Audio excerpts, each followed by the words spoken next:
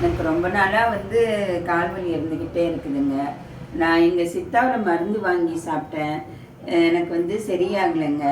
அப்புறம் இங்கே பக்கத்துலேயே வைத்தியசாலை இருக்கனால அவங்கக்கிட்ட காட்டினேன். அவங்க ஜவ்வு கிழிஞ்சிருக்குது, நீங்கள் எண்ணெய் கட்டு போட்டால் சரியாகுன்னு சொன்னாங்க.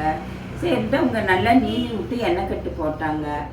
போடவும் பரவாயில்லைங்க. ஃபஸ்ட்டு கட்டு போட்டாங்க, பரவாயில்ல.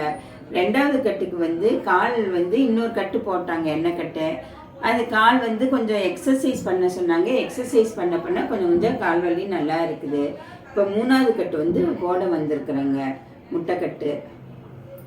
கால் மடக்கவே முடியாதுங்க. மடக்க முடியாதவே இருந்தேன். படி ஏற முடியாது, ஒரு காரில் ஏறினாலும் ஏற முடியாது, அந்த மாதிரி வலி இருந்ததுங்க.